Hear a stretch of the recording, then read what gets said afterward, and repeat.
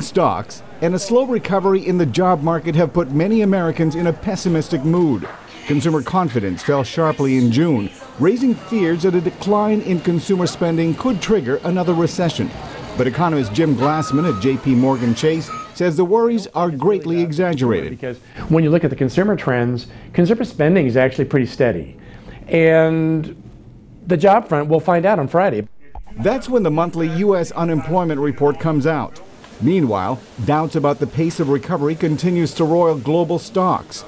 In Asia, key indexes finished the second quarter with the worst performance since the collapse of Lehman Brothers in 2008. Francis Lun is the head of Fulbright Securities in Hong Kong. And of course, the main cause is really the ongoing credit crisis in Europe, the sovereign risk.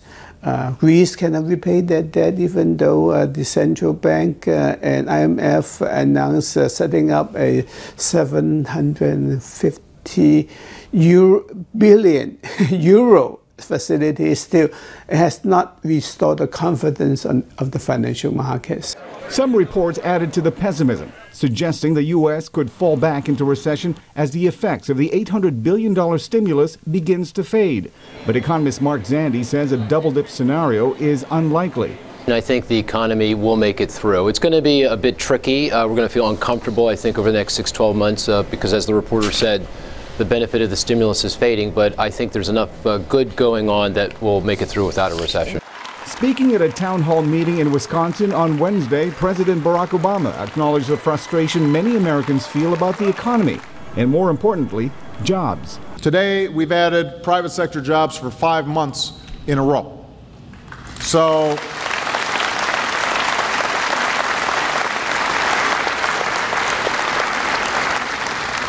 the economy's headed in the right direction. But for a lot of Americans, for Racine and a lot of other communities, it's not heading there fast enough.